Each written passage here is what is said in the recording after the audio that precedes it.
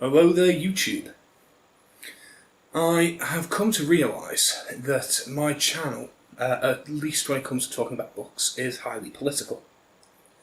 And this is not intentional, but it's also not something I shy away from.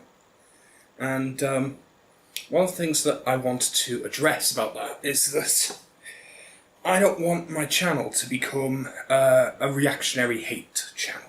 I don't want it to be, even if the things being hated on are reasonable to hate, like injustices or censorship, things like that.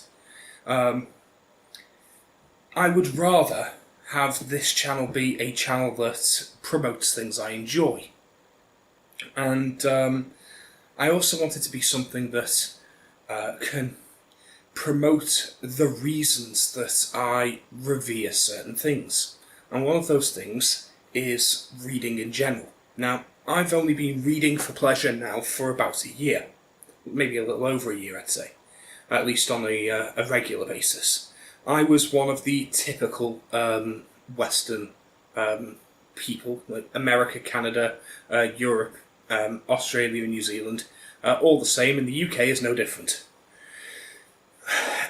The average person in the UK, as with most Western countries, reads less than 4 books a year. And more than 30% of the population don't read at all. I was in that group. I read less than 4 books a year. And it's only this last year where I've actually been consistently reading that I can say that I really enjoy it. I used to read consistently as a teen and in my early 20s, but I only really stopped after I spent time at university and reading became a chore. Now, if I have a little look, now I'm going to go to Goodreads and see how much I have read in the last year or so, since I started my Goodreads account. Oh, signed in. That's weird.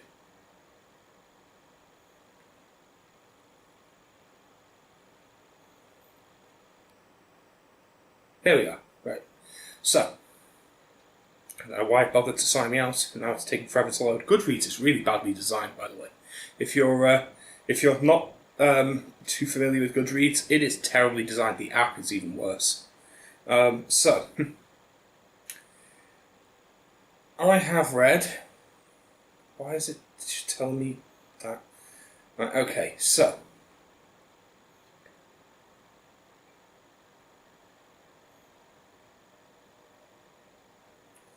I have read 21 books in the last 12 months, which is not too bad. It's not a massive amount, it's just under 2 a month, but it's a hell of a lot more than what I was reading. I'm quite pleased with that, especially given that some of those books are particularly long. I've read multiple books that were 600-700 pages long. I read at least 2 books that were over 1,000 pages long. So, I'm quite pleased with the fact that I'm enjoying literature again. The thing is, literature has gone in a very specific route, and it's something I've discussed many, many times. It has now become a place where people spend all of their energy arguing about things that are very American issues. Things like racialism. Which is not the same as racism. Racialism is where everything is put in the lens of what your racial group has achieved, which is something that's completely alien to a British person. At least it was until very recently. Now the younger generation are importing this American idea, which is why you'll go to all white British towns and villages in the middle of bumfuck nowhere, where they haven't seen a black person in person ever, and there'll be Black Lives protests in the middle of parks, with only white people in attendance in an all-white town, where people of colour, population 0, white people, population 1,312, that kind of town, where there's not a great deal of people here, and you're all white British, you all grew up in the same 20-mile radius, and no one's ever fucking left. God knows who the fuck they think we're being racist to in these towns. Presumably it's Jenny who came back from holiday with a bad tan. Is she now the black person in the town? Anyway, it's silly things like this which is creating the dialogue around literature. And feminism, of course, is another big one. It's got to the point now where literature is only profitable and only published by major publishers if it is feminist, racialised, both, or in some way pandering to the LGBT alphabet society. This is a problem. And it's a problem because the current big move is decolonisation, which is something we're hearing more and more about in the UK. Education and various other areas of society are now trying to decolonise, and newsflash morons, you can't decolonise the UK. It was never a colony. You can't decolonise when you're the fucking coloniser. It's your culture. You're wiping out your own fucking culture, you moron. So yes, this has become a big issue, and what it means is that we end up with the bedrock of our own culture being attacked.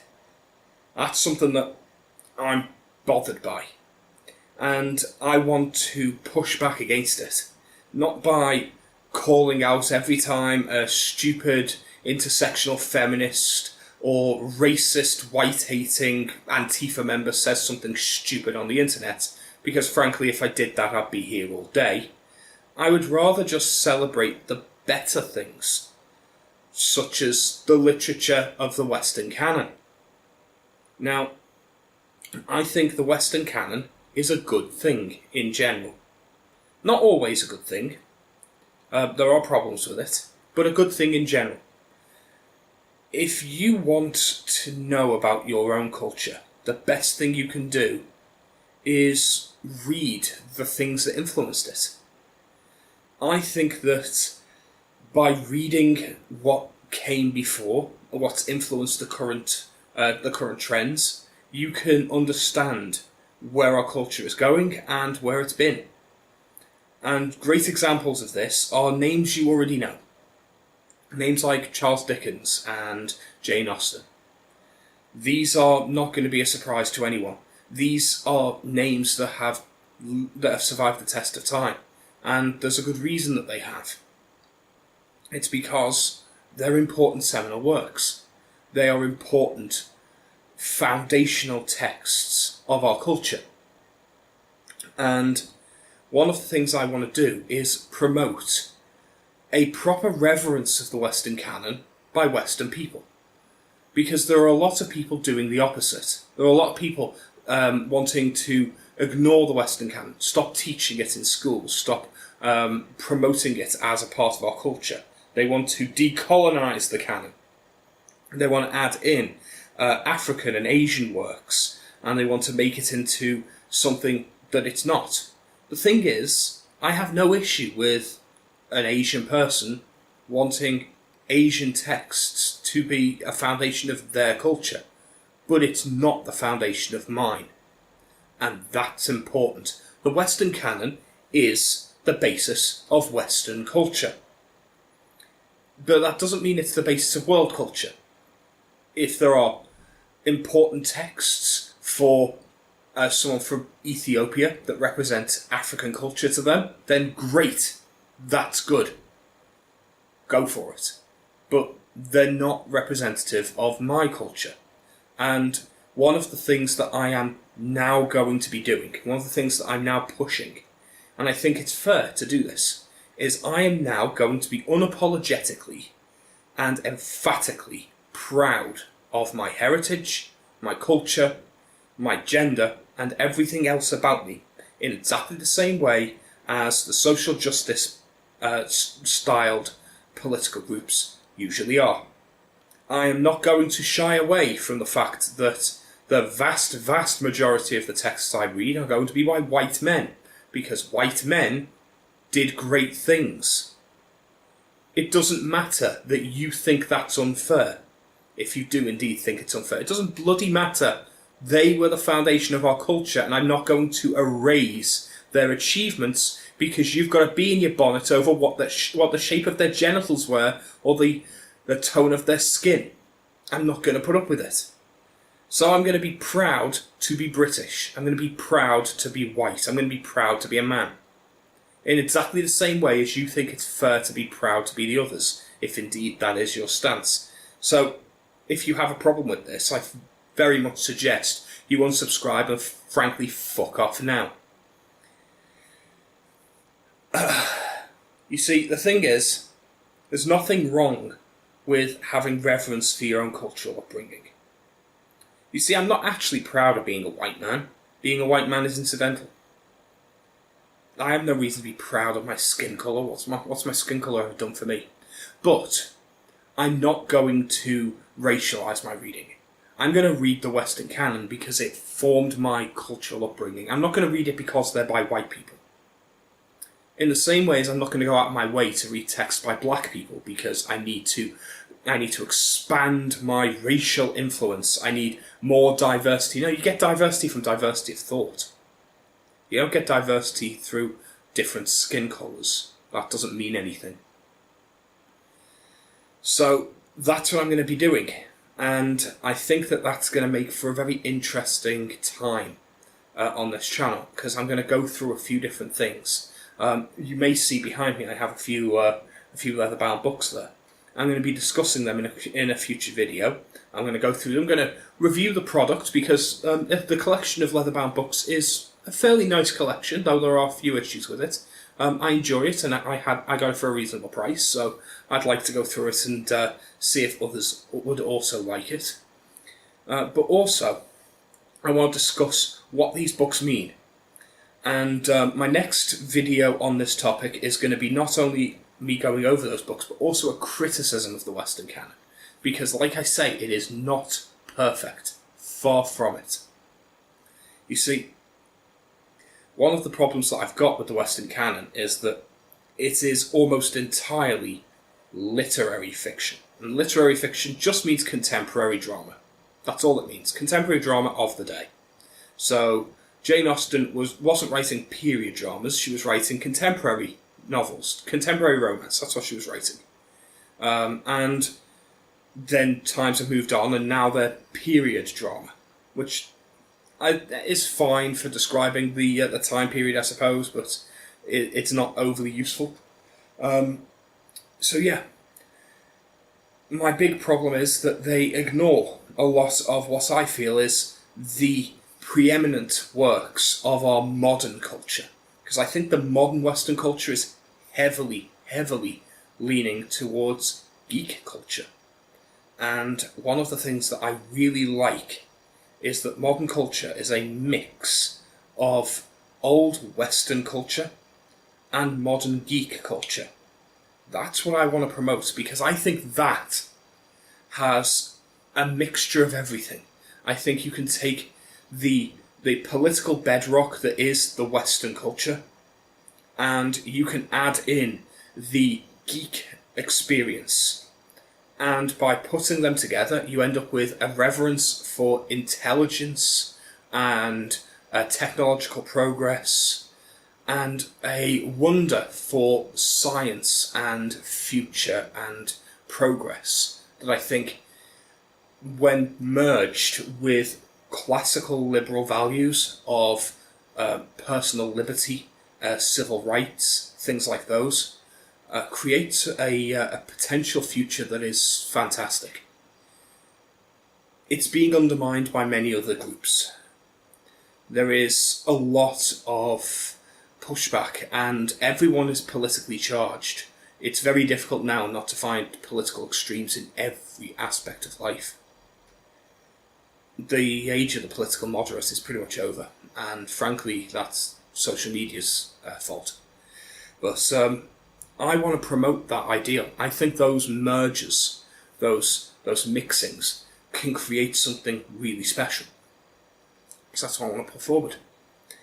Anyway, that's my take on the Western canon as a statement, as a touchstone of my cultural heritage, and an introduction as to what I want to talk about going forward when it comes to literature, alongside some other things. It's not just going to be that. Like, I don't want my channel to be overly serious, so don't worry. This isn't going to be the only tone my channel takes. I'm going to talk about fun things. I'm going to have a laugh and a joke with people. But like I say, I'm aware of how politically charged my channel seems to get. My most watched videos are all videos where I've spoken out against cancel culture. So I need to address this, because otherwise people are going to expect me to be addressing it all the time. And I want to be able to go forwards into other videos without needing to bring this up all the time, and just promote the things that I feel need promoting. To say this is a great book because it's a great book, and not need to worry about the politics behind it. When it comes to other aspects of the channel, such as when I'm talking about video games, I want to be able to talk about video games without needing to reference the constant attacks on video games from various political groups. I don't want to ever need to bring up Gamergate, because it's unnecessary. I just want to push for the things I love. And I think that this is a good start. It's a good way of evening everything out. So, in my next book-based video, I'm going to go over those leather-bound books that you can see in the background, and we can have a little chat about them. I'm also going to be making a couple of videos in the near future. I've got a few reviews that I've been putting together, and I'm also going to be starting a series that I want to do. The first one's going to come out on the 1st of August, which is a Sunday, and it's going to be up every Sunday. It's going to be the one reliable video I'm going to make sure I put up every week. And this is going to mark kind of like a baseline for the channel, because so far the channel's been very mishmash. So on Sunday, I'm going to be putting up my weekly video, and it's just going to be a weekly rundown of the things I've done that week. I'm going to focus on the media I've been consuming, the feelings I have towards it, and any life events that may have happened, though it's not going to be too focused on that. Basically, it's going to be a weekly vlog. But I'm going to, in that, I'm going to include my reading log of that week. I'm going to include any books that I've bought that week. And I'm going to include a sort of pseudo-weekly TBR, which will consist of no more than 3 books, and probably only 1 book, depending on the size of the books. So yeah, that's my intention reading-wise. I'm also going to include what TV shows and films I've been watching, and what I feel on those, what video games I'm playing, as well as if I'm going for any trophy runs, or if I've achieved any platinum trophies, because I tend to play on PlayStation, and I'm somewhat of a trophy hunter. So I'm going to be mixing and matching my worlds together in that. I may, like, if something big happens, I may mention live events, but I'm going to keep it largely to science fiction and fantasy and gaming, which means reading, TV, and video games. My biggest loves, really, are not reading or TV, it's science fiction, fantasy, and platforming. Those are the things that I enjoy. It doesn't matter if it's a book or a game or a TV show. If it's sci-fi or if it's fantasy, I will likely enjoy it. I like the genres, the feel. So the medium is not that important. Platforming is the only one where the medium really matters, because you can only do platforming as a video game. But yeah, that's pretty much where I'm going there, and hopefully you'll enjoy that. Until then, I'll see you next time, and Thanks for listening to my channel update and my video on the Western Canon. I hope that this marks a nice baseline for this channel, and I look forward to talking to you again in the future. See you then. Bye.